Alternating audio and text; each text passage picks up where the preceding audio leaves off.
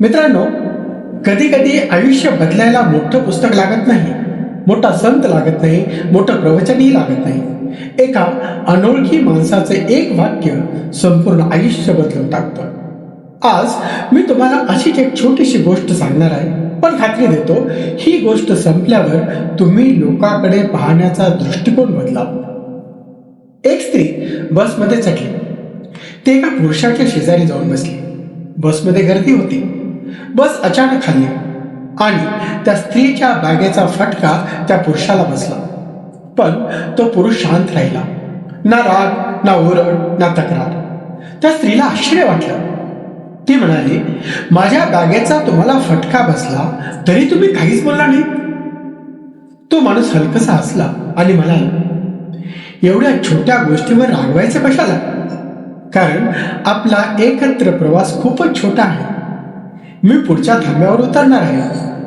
मित्रांनो, हे वाक्य फक्त त्या स्त्रीलाच नाही तर आपल्यालाही आयुष्य जगण्याच्या 5 मोठ्या गोष्टी शिकवून जातं. पहिली गोष्ट, प्रत्येक छोट्या गोष्टीवरून मन खराब करू नका. आपण काय करतो? कोणी काही बोललं मनाला लावून घेतो. कोणी व्हॉट्सअपला रिप्लाय नाही दिला तर रात्रभर विचार करतो. कोणी चुकीच्या शब्दात बोललं तर महिने राग धरतो. पण मित्रांनो, आपण ज्यांच्यावर राग धरतो त्यांच्या सोबतचा प्रवास तरी किती मोठा आहे. शाळेतले मित्र वेगळे झाले, कॉलेजचे मित्र वेगळे झाले, नोकरीतील लोक बदलले, नातेवाईकही काळानुसार दूर झाले. मग एवढा अहंकार, एवढा राग कशासाठी? प्रत्येक गोष्टीला रिॲक्शन देणं बंद करा. काही गोष्टी इग्नोर करायला शिका. कारण मन शांतीपेक्षा मोठी संपत्ती जगात नाही. दुसरी गोष्ट, राग, द्वेष आणि अहंकार हे आयुष्यातले सर्वात मोठे चोर आहेत. मित्रांनो, आज कितीतरी नाती फक्त इगोमुळे तुटली आहेत. पहिला फोन मी का करू? माफी मी का मागू? त्यानेच यायला पाहिजे. आणि बघता बघता माणसं कायमची दूर जातात. एक दिवस अचानक बातमी येते, तो आता या जगात नाही.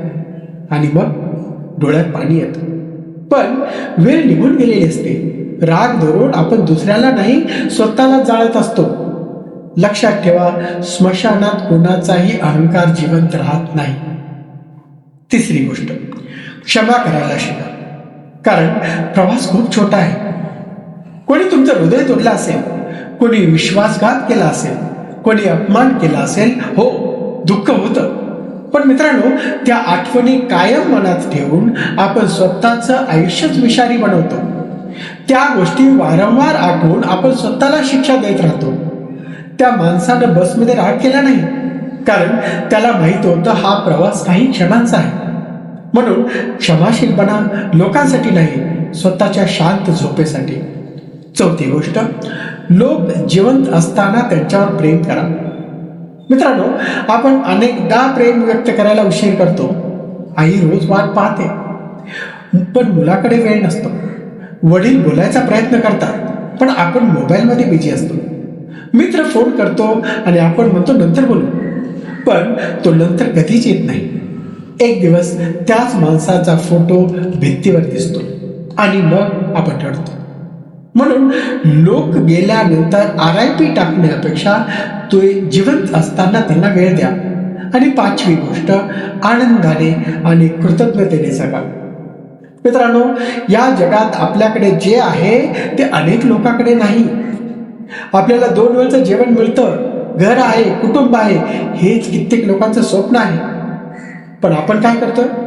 जे नाही त्यासाठी दुःखी राहतो आणि जे आहे त्याची किंमतच करत नाही. मित्रांनो, हा प्रवास किती लांब आहे कोणालाच माहिती नाही. उद्या आपण असू की नसू हेही माहिती नाही.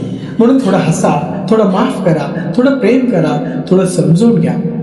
कारण खरंच आपला एकत्र प्रवास खूपच छोटा आहे. जर हा व्हिडिओ तुमच्या मनाला स्पर्श करून गेला असेल तर तो नक्की शेअर करा. कदाचित तुमच्या एका शेअरमुळे 2 तुटलेली मनं पुन्हा जवळ येतील. कॉमेंटमध्ये नक्की लिहा, प्रवास खूप छोटा आहे. मी कोच शिवाजी. पुन्हा भेटूया एके नवीन विचारासोबत. तोपर्यंत माणसं जपा, नाती जपा आणि मनाने श्रीमंत बना. धन्यवाद.